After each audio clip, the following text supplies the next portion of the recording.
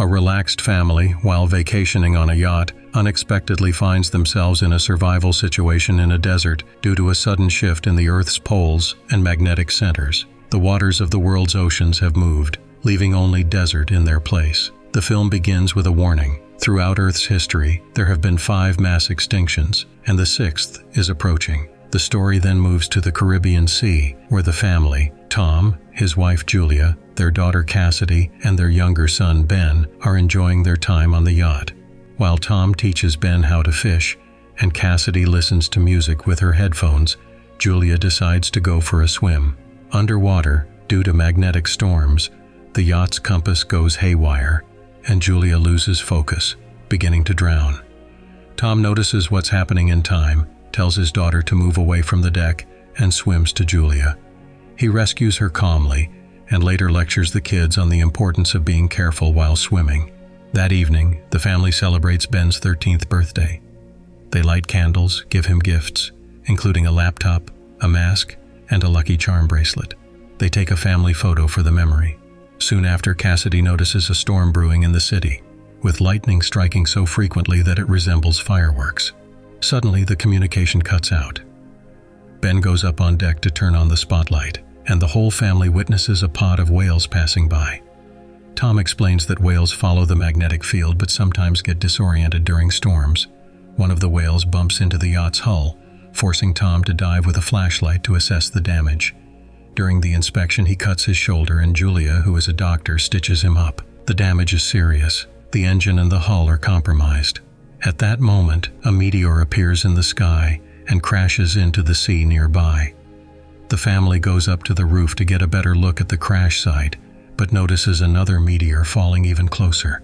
Tom manages to get the engine started just in time, but Ben spots a third meteor heading straight for them.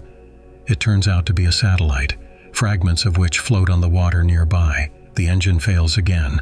The compass spins uncontrollably, and Tom orders everyone to go down to the cabin and lock the hatches. The yacht shakes violently from the storm. Cassidy gets seasick. Julia suffers from a nosebleed, and Tom's ears are blocked. The anchor smashes through a window in the cabin. The next morning, the family wakes up on the damaged yacht and emerges from the cabin. To their shock, they look around and can't believe their eyes. Instead of the endless ocean, an endless desert stretches out in every direction. Tom realizes that due to the shift of the poles and magnetic fields, the water from the world's oceans has relocated, as it did 700,000 years ago. Now, the water is where the land once was, and they are stranded in the middle of a desert. Cassidy realizes that in such circumstances, her boyfriend is probably already feeding the fish, and she becomes upset. Ben makes a marker from tied balloons, hoping that other survivors might spot them. Meanwhile, the parents tune the radio and contact a scientist, Neo, who was in a bathyscaphe at great depth during the disaster. His colleague has died, and now, after making calculations, estimates that the water will return in a few days. To survive, people need to reach higher ground. Tom and Julia suggest using the bathyscaphe, but it's only designed to hold 3 people. They beg Neo to save at least their children. The scientist is silent for a while, thinking it over, but eventually he shares his coordinates. According to Tom's calculations, they can reach Neo in about 3 days on foot. The survivors spend one more night on the yacht, and in the morning they prepare for the journey, packing supplies into backpacks. Tom notices a man limping through the desert, accompanied by a dog and carrying a makeshift harpoon fashioned from a stick and a knife. He approaches the man and offers him a flask of water in a friendly gesture. However, after drinking, the stranger punches Tom in the face, knocking him down, kicks him, and grabs the harpoon. The man then kills Tom in front of Julia's eyes. Julia runs back to the yacht, but the stranger throws the harpoon, which only grazes her arm, though the shock prevents her from thinking about resistance. Once she reaches the yacht, Julia gives a flare gun to Cassidy and hides the children in a compartment under the seat, instructing them to shoot if the stranger finds them. Julia herself hides in the cabin with a knife. The killer, having broken down the door, starts wandering around the yacht, searching for the woman, eating canned food as he goes. Meanwhile, Julia has already escaped through a hole in the yacht's hull and is hiding under the keel. However, she forgot about the dog. The animal lunges at her, and Julia barely manages to stab it with her knife. When the stranger steps onto the deck and sees his dead dog, Julia sneaks back onto the yacht from the bow to retrieve the children.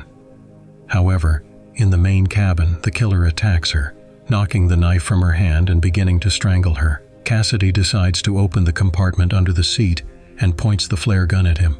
She fires, knocking the stranger to the ground, but the flare starts a fire. Julia orders the children to run while she rushes back into the flames to grab the maps and supplies, not forgetting to kick the killer in the face on her way out. The children cry over their dead father when their mother joins them. But noticing that the wounded stranger is climbing out of the fire, Julia orders the kids to run further. Their loyal yacht sends them off with a fiery explosion as the flames reach the fuel tanks. The survivors make a camp in a crevice. Ben feels guilty over his father's death, believing the stranger found them because of the balloon marker he had made. His mother tries to comfort him, but they need to keep moving as the pursuer is relentlessly closing in. The family continues their journey through the desert. Ben stops to admire a hammerhead shark that was thrown from its natural habitat during the cataclysm. Julia urges the children to move faster as the stranger follows them, as unstoppable as Jason Voorhees. They reach a lowland filled with barrels of nuclear waste, but close proximity to radiation gives them no superpowers. As they make their way past piles of plastic bottles, Ben twists his ankle. During a break, it becomes clear that they've run out of water, which causes Cassidy to break down in tears and leads to an argument with her mother. Continuing on, they spot a plane that once sank beneath the ocean but now lies stranded on dry land. They climb inside to spend the night, not thinking about where the crew and passengers' remains have gone. Settled in, Julia looks at the photo from Ben's birthday. Cassidy asks her to tell the story of how she and their father met. In the middle of the night, Cassidy steps outside the plane. Despite looking around carefully, the killer sneaks up on her. He's about to grab her, but Julia attacks him from behind, finally finishing him off. At dawn, the family leaves the plane and examines the stranger's body, now thoroughly picked apart by crabs during the night. The journey to the bathyscaphe continues. Ben, spotting a water hole, runs towards it to drink, ignoring his mother and sister's warnings. They have to pull him out of the water, reminding him that dirty water can make him sick. Soon, Ben indeed falls ill. Reaching another pile of trash, Julia and Cassidy use plastic chairs to build a shelter for the night. Inside, Julia gives her son a shot to prevent other diseases, and they all fall asleep.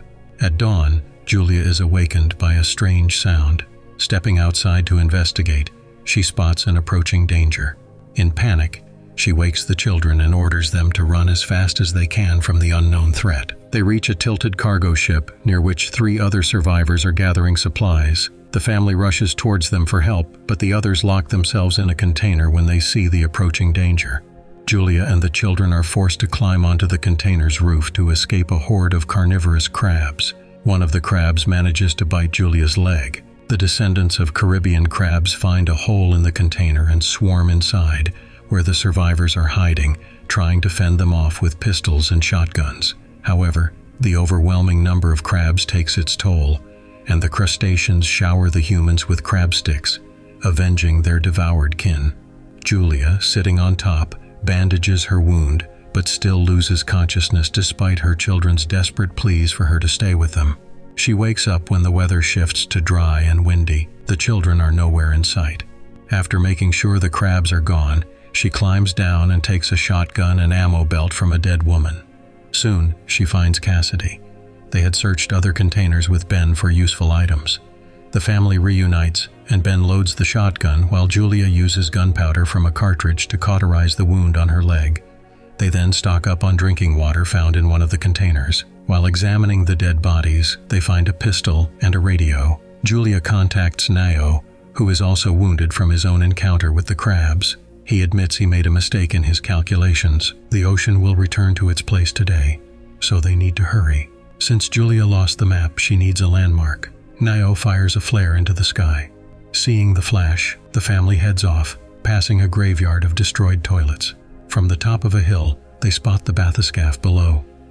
The survivors descend, moving through a crevice, but they are caught in a rockfall. Julia manages to push the children forward, but gets trapped. She orders them to run to the bathyscaphe, promising to catch up, even though she knows there won't be enough room for everyone inside. The children obey and race toward the escape craft. Upon arrival, they find the wounded Neo, who tells them he won't survive and is willing to give up his spot for Julia. Cassidy decides to go back for her mother while there's still time. Julia is stuck in the crevice with crabs closing in. She empties her shotgun, and in the last moment Cassidy appears. Climbing over the rocks, she helps her mother get free. They run toward the bathyscaphe, pursued by the crabs. Ben fires back with the pistol, standing on top. The crabs quickly drag the wounded Nao away for their banquet, where he becomes the main course. Once inside the bathyscaphe, they see a massive tsunami. The ocean is returning with unstoppable force. Everyone straps in, bracing for impact. Soon, the surge of water hits the bathyscaphe, tossing and flipping it.